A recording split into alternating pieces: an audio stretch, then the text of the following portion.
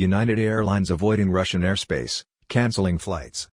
United Airlines says its flights will now avoid Russian airspace, even though the country has not yet banned U.S. aircraft from overflights.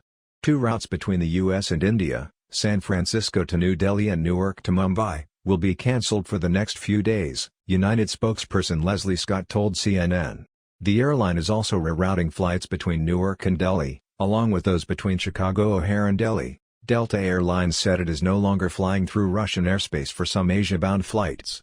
Last month, American Airlines began rerouting flights that operated over Ukraine. Russia has banned dozens of Western countries from operating in its airspace, but it has not yet banned U.S. aircraft, even after the U.S. announced it would block Russian flights in U.S. airspace. President Joe Biden announced those plans to further isolate Russia, saying during his State of the Union address Tuesday night that the move would add an additional squeeze on their economy. The FAA is warning pilots that Russian aircraft flying into U.S. airspace could be intercepted as part of the restrictions instituted in response to the war in Ukraine. A bulletin to pilots that published on Wednesday said all Russian civilian aircraft, including those chartered, leased, or controlled for the benefit of a person who is a citizen of the Russian Federation, are banned from U.S. airspace starting at 9 p.m. ET Wednesday.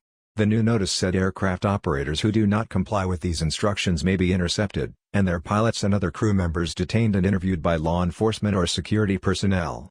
The U.S. ban on Russian aircraft is in place through May 25 and is in effect regardless of whether an aircraft is registered in Russia. The only exceptions, Russian aircraft that are humanitarian flights operating on a permit from the U.S. government and flights experiencing an in-flight emergency.